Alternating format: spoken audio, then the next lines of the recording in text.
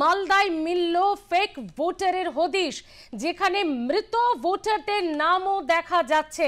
এই গরমিল দেখা গেছে মালদার গাজলের সালাইডাঙ্গা অঞ্চলে। মালদায় ভোটার তালিকায় মৃতদের নাম, অর্থাৎ এই তালিকায় একেবারে গরমিল কারচুপি ধরা পড়ছে। মৃতদের নাম ছবি জলজল করছে ভোটার তালিকায়। মালদার গাজলের ঘটনা, গাজলের সালাইডাঙ্গা অঞ্চলের ঘটনায় ব্যাপক চাঞ্চল্য। রাজ্য জুড়ে, দেশ জুড়ে আপনারা জানেন যে এসআইআর আবহ চলছে এবং সেখানে সুপ্রিম কোর্ট থেকে শুরু করে সংসদ, আমরা প্রায় সময় দেখছি এই ইস্যুকে কেন্দ্র করে সরগরম হচ্ছে। গত দুদিন আগেও আমরা দেখেছি যে সংসদের উভয় কক্ষই সরগরম হয়েছিল এই এসআইআর কে কেন্দ্র করে। বিশ্বজিৎ মন্ডল মালদা থেকে রয়েছে আমাদের প্রতিনিধি। বিশ্বজিৎ, গোটা দেশ জুড়ে, রাজ্য জুড়ে যেখানে এসআইআর আবহে সরগরম, সেখানে মালদাতে এই তালিকা কিভাবে সম্ভব? একেবারে যে ঘটনা ঘটেছে মালদা গাজল বিধানসভা কেন্দ্রের সারাট অঞ্চলের 98 বুথ পাড়া এলাকায় যে ঘটনা ঘটেছে, সেই ঘটনাতে এই বুথে প্রায় 25 জন মৃত ভোটারের হদিশ মিলেছে। এই নিয়ে কিন্তু একেবারে রাজনৈতিক চর্চা শুরু হয়েছে।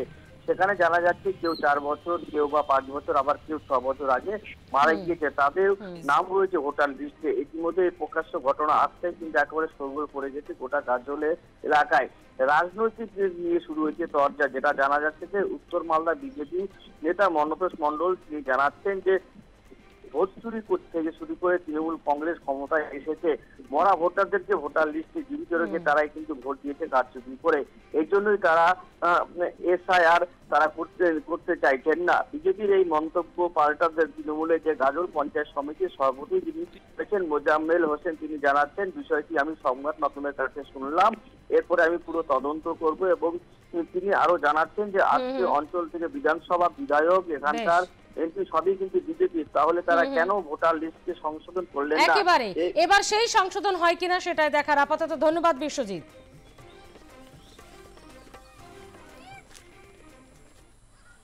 সিংহপাড়া বুথ কিন্তু 25 জনের মতো মৃত, কিন্তু অবাক অদ্ভুত কাণ্ড। কিন্তু ভোটের সময় মনে হয় এরা কি ভোট দিতে আসে আত্মাগুলো, কিন্তু নাহলে কাটছে না কেন নাম? সালাইডাঙ্গা গ্রাম পঞ্চায়েতে যে 98 সিংহপাড়া বুথ আছে, সেই বুথে দেখুন এখনও অবধি প্রায় 25টা ভোটার এখনও জিন্দা আছে। কিভাবে জিন্দা থাকতে পারে?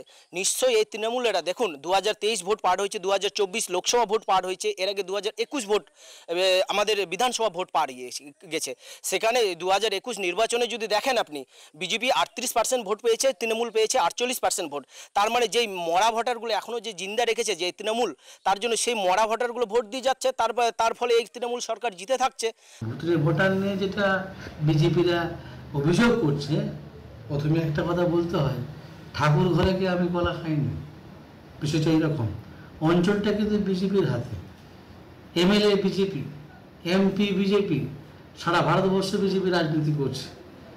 এটা বিজেপিদের রাজনৈতিক ষড়যন্ত্র। ওনারা বাংলা ভাষা নিয়ে আন্দোলন করলেন, ঠেকাতে পারলেন না। ওনারা এসআইআর নিয়ে আন্দোলন করছেন, সেখানে কিছু করতে পারছেন না। এটা পুরোপুরি সর্বৈব মিথ্যা।